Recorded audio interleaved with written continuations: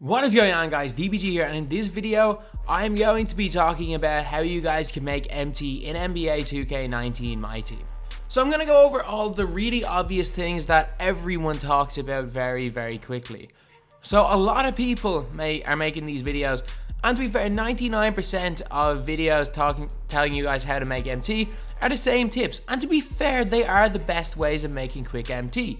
The best ways of making quick MT are sniping and flipping. The best ways of making quick MT is, say, playing through online triple threat. Well, it used to be playing through online triple threat. Now that's nowhere near as good a method. And then obviously domination, if you haven't completed yet, which I haven't, is a great way of making MT. So in this video I'm gonna go over 5 of the best ways of making MT. And I'm not gonna put this in one of the 5, but obviously the easiest way of making MT, I'm not saying it's free, but it is literally the easiest way, is opening packs. Like, you kind of have to mention it when you're talking about something like this, but opening packs is by far the easiest way of making MT. Again, obviously, it's going to cost you money, but it is the easiest way. And after sniping, the most difficult way of making MT is by playing the game right now. So, okay, back at that. So you've got domination, which is a decent enough way of making MT, and it actually stopped giving out tokens for fantasy domination, so you're getting less and less tokens now from that.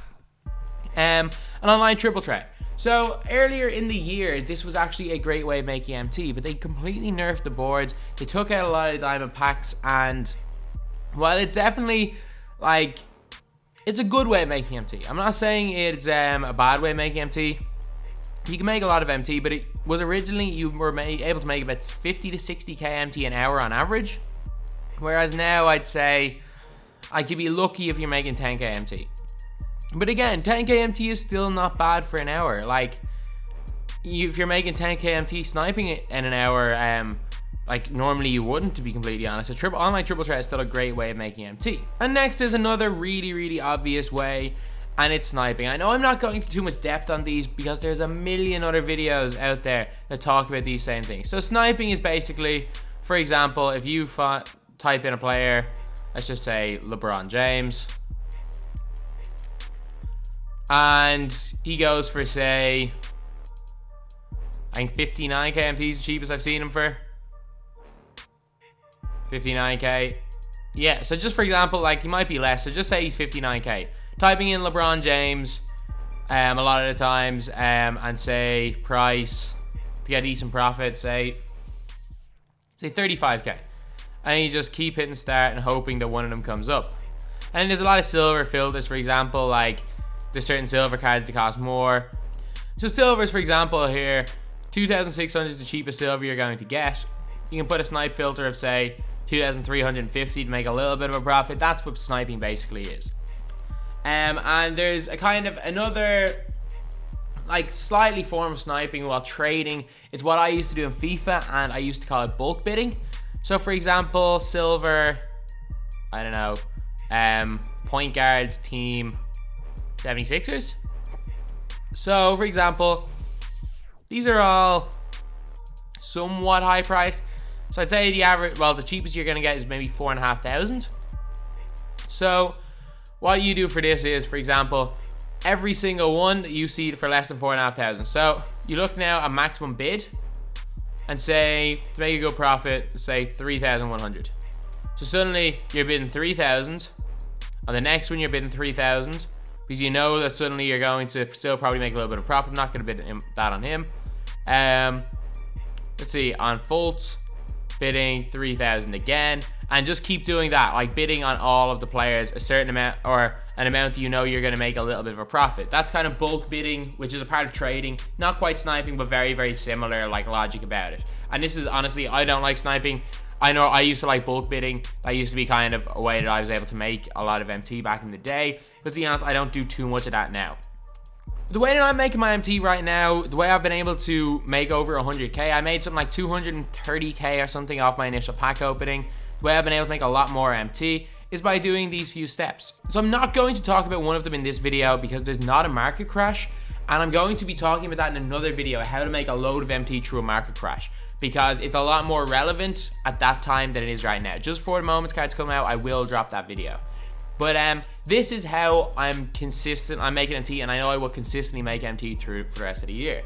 So basically, if you guys look at my auctions, you see Kendall Gill, who was going for 1k at the start of the game, Zach Randolph, who was going for like 8k, and I've got like 5 Tony Allens just sitting there, and Jason Williams. I know that I packed a lot of these guys. I did buy a few of them just to keep because I saw them really cheap and just kept them in the collection. The reason that I have so many of these, they were going for so cheap at the start of the game.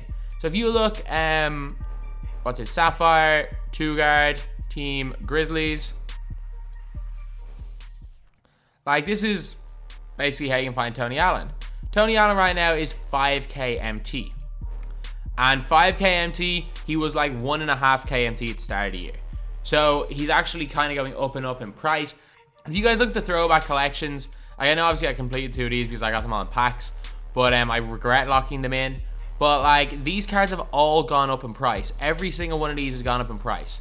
If you look at the Timberwolves collection, this card right here, Mark Madsen, one of the worst gold cards in the game, if not the worst, is suddenly 9k MT. And the reason why you could invest in cards like this, buying a load of cards like these, are good because they always give you tokens, and tokens will be big this year. If they keep releasing more cards, tokens are going to be big. And all I'm going to say is that when cards get rarer and rarer and rarer, and the rewards are tokens, the price is going to go up and up. Because tokens, obviously, they're only worth a certain amount. I don't think the price are going to skyrocket, like for people to get those 15 tokens.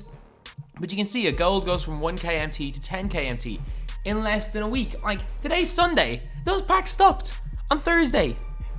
So there's certain cards you can invest in, just like the promo packs. Like, obviously, like, I'm not doing it majorly at the minute because I'm more so playing on PC than PS4. But it's a really easy thing to do. Like, rookie sensations. A lot of these guys are going to go way up in price. Like, Hakeem Olajuwon was about 11k at one stage. Kobe Bryant, I think, was so cheap. I'm not even sure if I have Kobe. But Kobe was like 10k MT at one stage. I want to see what Grant Hill is right now, because I picked up my Grant Hill for 9k MT, and he's already up to 15k MT. And these guys lock in for a diamond player. Realistically, he's worth more than 15 tokens.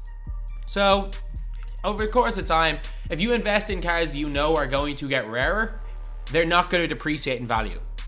So, having your MT tied up in cards that are going to become rarer and rarer and rarer normally will work out for you. So this is a good way of making MT. And now we're on to another way of, well, more so MT maintenance and not wasting MT. Because obviously as the year goes on, you will just make a lot of MT from playing games. You do make a lot of MT from playing games. But one of the things is that I would always advise to everybody, no matter what, and I do it. Like, I am someone that's done this a few times, and it's never, ever lock in collections. So these collections are worth minimum 30 to 40k for 20 tokens. Like, is it really worth that much for 20 tokens?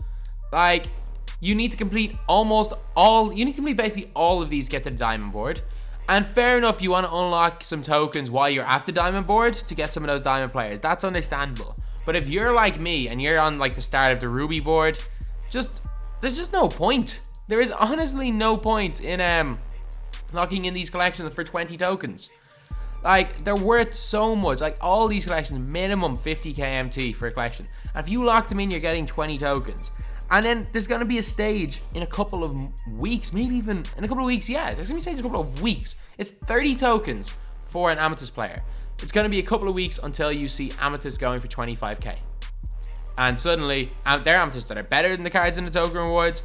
And these are 50k to complete. And also, the price of collection is going to go down and down when tokens are worth less. So, like, there is honestly no point in locking in collections. And it's the easiest way to lose MT this year.